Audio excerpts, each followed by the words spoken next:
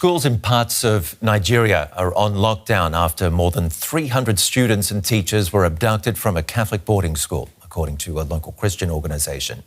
Gunmen stormed the school in the north-central state of Niger early Friday in the second mass school abduction in Nigeria in a week. No group has claimed responsibility for the abductions, which are often carried out for ransom payments.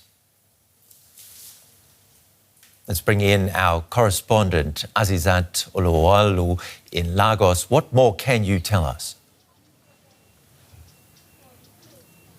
Thank you very much, Ben. Well, I can tell you that the number of the abducted students from the Catholic school has increased to 303, and about 12 other teachers were also abducted alongside the students. I understand the search and rescue is ongoing, and the parents are worried. And the worry is that the number could even go higher because more parents are going to the school to look for their children. So the authorities of the school are taking stock of how many children are within the premises and those that are not accounted for. And this reminds us of the 2014 incidents of the kidnap of the Chibok school girls. And 276 girls were kidnapped that year. And that number is not even up to what we are recording from the Catholic school abduction. So you can imagine the level of outrage across Nigeria at the moment. You know, this country recorded about 4 different attacks.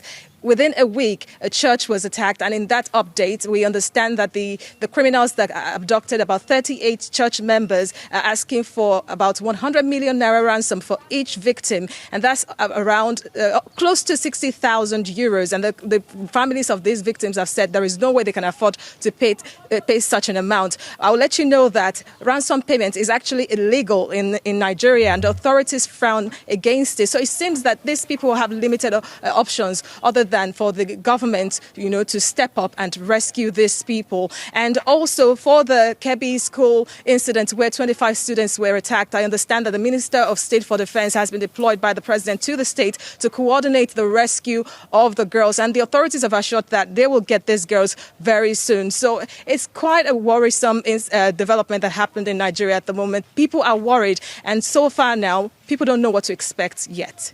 Yeah, well, what can they expect from their governments? I mean, so many attacks, so many abductions. How would you assess the state response in Nigeria?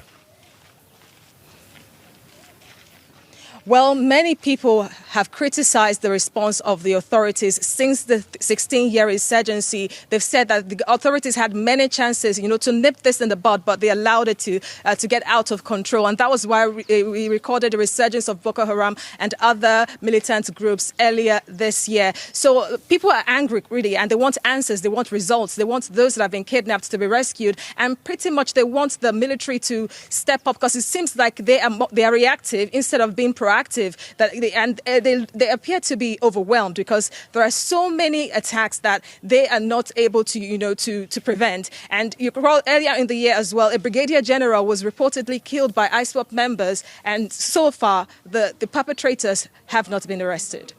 Okay, the very latest there from DW correspondent Azeezat Olaoluwa in Lagos. Thank you very much.